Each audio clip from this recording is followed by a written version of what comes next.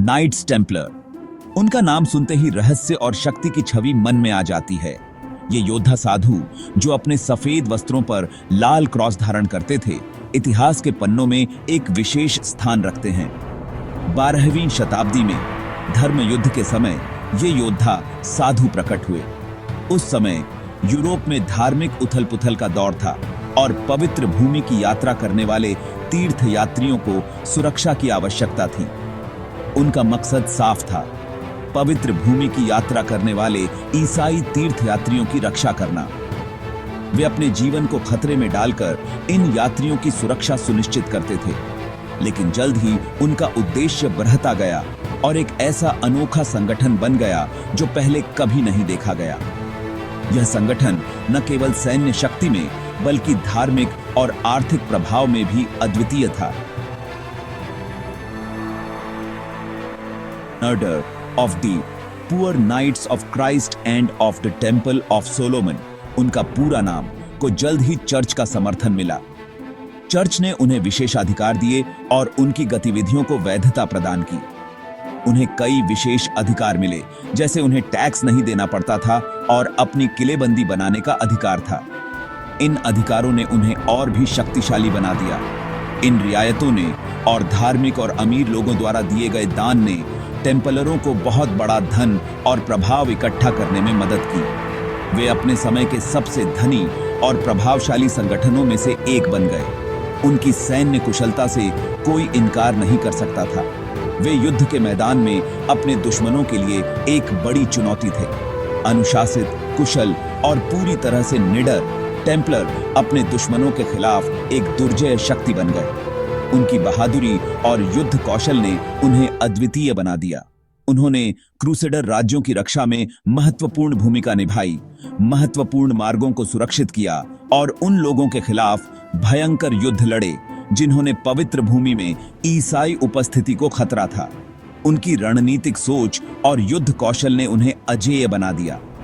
लगभग 2 शताब्दियों तक नाइट्स टेम्पलर ईसाई धर्म के रक्षक बने रहे। हर गुजरते साल के साथ उनकी कहानी और बढ़ती गई। उनकी विरासत आज भी जीवित है और वे इतिहास के सबसे रहस्यमय और शक्तिशाली योद्धा साधुओं में से एक माने जाते हैं। टेम्पलरों का प्रभाव युद्ध के मैदान से कहीं आगे तक फैला हुआ था। वे केवल योद्धा नहीं थे, बल्कि एक शक्तिशाली संगठन के सदस्य थे जिसने इतिहास के पन्नों में अपनी अमिट छाप छोड़ी। उन्होंने पूरे यूरोप में कमांडरी का एक विशाल नेटवर्क स्थापित किया, जो अंतरराष्ट्रीय बैंकिंग का एक प्रारंभिक रूप था। यह नेटवर्क न केवल उनकी सैन्य गतिविधियों का समर्थन करता था, बल्कि उनके वित्तीय साम्राज्य को भी मजबूत करता था।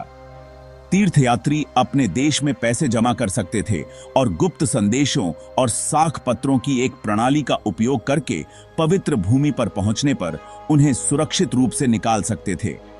यह प्रणाली तीर्थयात्रियों को लूटपाट से बचाने के लिए बनाई गई थी, लेकिन उनका वित्तीय लेनदेन उनकी बढ़ती ताकत का केवल एक पहलू था। उनके पास धन और शक्ति के अलावा भी बहुत कुछ था। टेम्पलरों के असली मकसद के बारे में अफवाहें फैलने लगी। लोग उनके गुप्त उद्देश्यों और छिपे हुए एजेंडा के बारे में बातें करने लगे। फुसफुसाहट में गुप्त समारोहों की बात कही जाने लगी। यरूशलेम में टेम्पल माउंट के नीचे से प्राप्त प्राचीन ज्ञान की बात कही जाने लगी। यह ज्ञान उनके लिए अत्यंत महत्वपूर्ण और रहस्यमय था। ऐसा कहा जाता था कि उन्हें कुछ मिला है, कुछ शक्तिशाली और खतरनाक, जो सुलेमान के मंदिर के खंडहरों के भीतर छिपा हुआ है। यह खोज उनके लिए एक महत्वपूर्ण मोड़ साबित हुई। कुछ का मानना था कि यह पवित्र कंघी चालीसा था, जिसका उपयोग ईसा ने अंतिम भोज में किया था। यह वस्तु उनके लिए अत्यंत पवित्र और महत्वपूर्ण थी। दूसरों ने 10 आज्ञाओं वाले वाचा के संदूक की बात की, या यहां तक कि दुनिया को फिर से आकार देने की शक्ति वाले खोए हुए स्क्रॉल की बात की। ये वस्तुएं उनके लिए असीम शक्ति का स्रोत थीं। सच्चाई जो भी हो, टेम्पलरों ने अपने रहस्यों को पूरी सावधानी से छिपाए रखा, जिससे उनके पहले से ही रहस्यमय क्रम में रहस्य की एक और परत जुड़ गई। उनके रहस्य आज भी इतिहासकारों और शोधकर्ताओं के लिए एक पहेली बने हुए हैं। टेम्पलरों का धन प्रसिद्ध हो गया। उनकी विशाल संपत्ति में पूरे यूरोप में जमीन, महल और व्यवसाय शामिल थे। वे कृषि, नौवहन और व्यापार में शामिल थे और उन्होंने इतना धन जमा कर लिया था जितना किसी राजा के पास होता है। उनकी बैंकिंग प्रणाली, उनके संगठनात्मक कौशल का प्रमाण ने सीमाओं के पार धन के प्रवाह को आसान बनाया और उनके वित्तीय प्रभुत्व को और मजबूत किया। लेकिन यही दौलत, जो कभी उनकी सफलता का प्रतीक थी, अंततः उनके पतन का कारण बनेगी। फ्रांस के राजा फिलिप चतुर्थ, जो अपने स्वयं के अभियानों के दौरान हुए कर्ज से परेशान थे, ने टेम्पलरों के धन को ईर्ष्या और संदेह की दृष्टि से देखा। उसने उनमें एक धार्मिक व्यवस्था नहीं, बल्कि बहुत जरूरी धन का एक संभावित स्रोत देखा। इसके अलावा टेम्पलरों की स्वतंत्रता और गोपनीयता ने शक्तिशाली लोगों के बीच अविश्वास को जन्म दिया। चर्च के भीतर उनका प्रभाव बेरअह रहा था और उनकी वफादारी किसी भी राजा या सम्राट से ज्यादा अपने ही क्रम के प्रति थी। चालाक और क्रूर शासक फिलिप ने इन आशंकाओं का फायदा उठाकर एक ऐसी योजना बनाई जो टेम्पलर व्यवस्था को हमेशा के लिए खत्म कर देगी। भाग 4, साजिश के बीज। फिलिप चतुर्थ, जिन्हें फिलिप द फेयर के नाम से जाना जाता था, ने चर्च के भीतर और अपने साथी सम्राटों के बीच टेम्पलरों के बारे में संदेह के बीज बोना शुरू कर दिया। वह एक चालाक और महत्वाकांक्षी राजा था जो अपनी शक्ति को मजबूत करने के लिए किसी भी हद तक जा सकता था।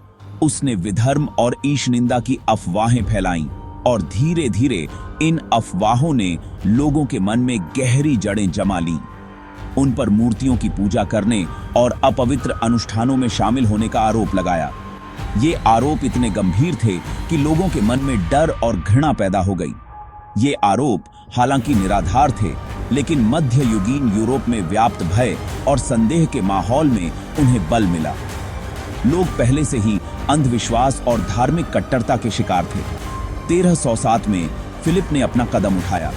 उसने एक गुप्त योजना बनाई जो टेम्पलरों के लिए विनाशकारी साबित होने वाली थी। उसने गुप्त रूप से पूरे फ्रांस में अपने एजेंटों को सीलबंद आदेश जारी किए, जिसमें उन्हें शुक्रवार 13 अक्टूबर को सभी टेम्पलरों को गिरफ्तार करने का निर्देश दिया गया था।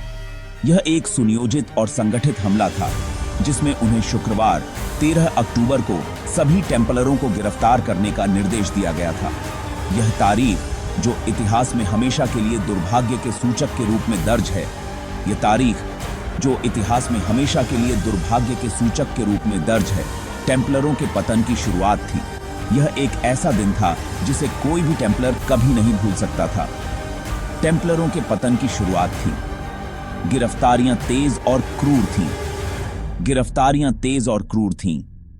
टेम्पलरों को उनके बिस्तरों से घसीटा गया, उनकी संपत्तियां जब्त कर ली गईं और उनकी संपत्ति फ्रीज कर दी गई। टेम्पलरों को उनके बिस्तरों से घसीटा गया, उनकी संपत्तियां जब्त कर ली गईं और उनकी संपत्ति फ्रीज कर दी गई। यह एक भयानक और अराजक दृश्य था। उनकी संपत्तियां जब्त कर ली गईं और उनकी संपत्ति फ्रीज कर दी गई। उन्हें प्रताड़ित किया गया और विधर्म, मूर्ति पूजा और यहां तक कि शैतान की पूजा सहित मनगढ़ंत आरोपों को कबूल करने के लिए मजबूर किया गया। उन्हें प्रताड़ित किया गया और विधर्म, मूर्ति पूजा और यहां तक कि शैतान की पूजा सहित मनगढ़ंत आरोपों को कबूल करने के लिए मजबूर किया गया। यह यातना इतनी भयानक थी कि कई टेम्पलर इसे सहन नहीं कर सके। विश्वास के रक्षक, कभी गर्वित व्यवस्था को अब विधर्मी और भगवान के दुश्मन के रूप में ब्रांडेड किया गया था। यह एक दुखद और अन्यायपूर्ण अंत था। क्वानहवा को अब विधर्मी और भगवान के दुश्मन के रूप में ब्रांडेड किया गया था। यह एक दुखद और अन्यायपूर्ण अंत था जो इतिहास में हमेशा के लिए दर्ज हो गया। भाग 5, शुक्रवार 13वीं, बदनामी का दिन। टेम्पलरों के खिलाफ लगाए गए आरोप जितने चौंकाने वाले थे, उतने ही निराधार भी थे। उन पर ईसा को नकारने, क्रूस पर थूकने और अश्लील अनुष्ठानों में शामिल होने का आरोप लगाया गया था। ये आरोप, जो दबाव में और राजनीतिक साजिशों से प्रेरित होकर दिए गए थे, टेम्पलरों के वास्तविक विश्वासों और प्रथाओं से कोसों दूर थे। लेकिन फिलिप की योजना काम कर रही थी। यातना और धमकी के माध्यम से प्राप्त की गई स्वीकारोक्ति ने उनके आरोपों को बल दिया। पोप क्लेमेंट पंचम फिलिप के दबाव में और चर्च के भीतर एक विवाद के डर से अनिच्छा से टेम्पलर व्यवस्था को भंग करने के लिए सहमत हो गए। 1312 में वर्षों की कैद और उत्पीड़न के बाद वह व्यवस्था जो कभी ईसाई शक्ति के प्रतीक के रूप में खड़ी थी, अब और नहीं रही। लेकिन टेम्पलरों के प्रसिद्ध खजाने का क्या हुआ? उनकी संपत्तियों और अभिलेखों को जब्त करने के बावजूद उनके विशाल धन का कोई पता नहीं चला। सोना, चांदी और कीमती कलाकृतियां गायब हो गईं। एक ऐसा रहस्य छोड़ गईं जिसने सदियों से इतिहासकारों और खजाने की खोज करने वालों को मोहित किया है। भाग 6। बिना किसी सुराग के गायब। टेम्पलर खजाने का ठिकाना इतिहास की सबसे स्थायी पहेलियों में से एक है। कुछ का मानना है कि फिलिप चतुर्थ और उसके एजेंटों ने वास्तव में खजाने का पता लगा लिया था और उसे जब्त कर लिया था और इसका उपयोग फ्रांसीसी खजाने को फिर से भरने के लिए किया था। दूसरों का अनुमान है कि टेम्पलरों ने अपने निधन का अनुमान लगाते हुए अपनी संपत्ति को गुप्त स्थानों पर पहुंचाया, शायद अपनी कमांडरी के विशाल नेटवर्क के भीतर छिपा दिया। क्या खजाना यरूशलेम में टेम्पल माउंट के नीचे छुपाया जा सकता है, जहां कभी टेम्पलर रहते थे? या क्या उन्होंने इसे भूमिगत तिजोरियों और गुप्त कक्षों में सुरक्षित रखते हुए यूरोप के दूर दराज के कोनों में पहुंचाया? संभावनाएं उतनी ही आकर्षक हैं जितनी की मायावी। टेम्पलर खजाने के लापता होने ने अनगिनत सिद्धांतों और किंवदंतियों को जन्म दिया है। कुछ का मानना है कि इसे फ्रांस से स्कॉटलैंड ले जाया गया था, जहां टेम्पलरों को कथित तौर पर रॉबर्ट द ब्रूस के संरक्षण में शरण मिली थी। दूसरों का दावा है कि कोलंबस के रवाना होने से बहुत पहले टेम्पलर बेड़े द्वारा खजाना उत्तरी अमेरिका ले जाया गया था।